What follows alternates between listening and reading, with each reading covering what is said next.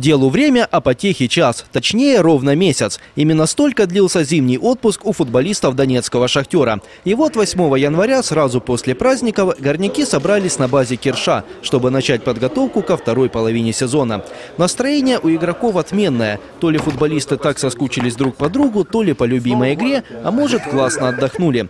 Скорее, все это вместе взятое и дало ребятам заряд позитива, который на базе трансформировался в поток поздравлений, шуток и подколов.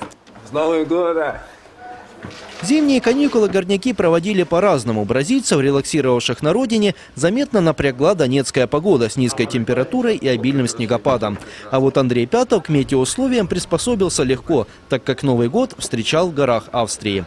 Сначала с женой отдохнул в Эмиратах 5 дней, потом на Мальдивы ездил на недельку и потом с детьми в Австрию. Австрия наверняка не обошлась без лыж. Мне жена запрещает, но я попытался. В принципе, неплохо получилось, так, аккуратненько.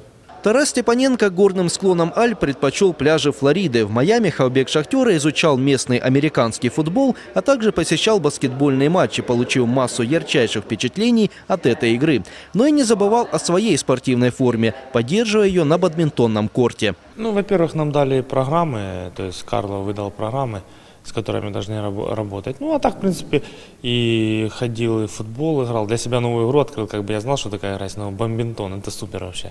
Однако отдых остался позади, и теперь футболисты «Шахтера» сконцентрированы только на футболе. Главная задача – заложить функциональный фундамент на весеннюю часть сезона и, конечно, подготовить команду к февральским матчам против Дортмундской Боруссии. Свою оценку сопернику дончан в 1/8 финала Лиги чемпионов дал капитан горняков Дарио Серна. Команда неудобна, соперник неудобный, очень хороший. 2 раза подряд выиграли чемпионат Германии, играет Лигу чемпионов, поэтому я считаю, что шансы будут, шанс есть. Мы уверены в себе, играем в хороший футбол, хорошая команда, хороший результат у нас, поэтому надо смотреть вперед, надо изучать соперника. И я еще раз повторяю, очень долго есть до первой игры, самое главное, чтобы все были здоровы. Сразу же по возвращении из отпуска футболисты «Шахтера» разделились на группы. Одни проходят медосмотр, другие занимаются в спортзале, третьи совершают пробежки непосредственно на поле.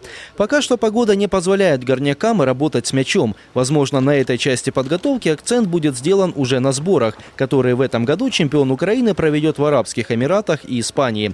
В Абу-Даби подопечные Мирча Луческу примут участие в турнире «Матч World Cup», а на Пиренеях сыграют в традиционном Копа дель Сол.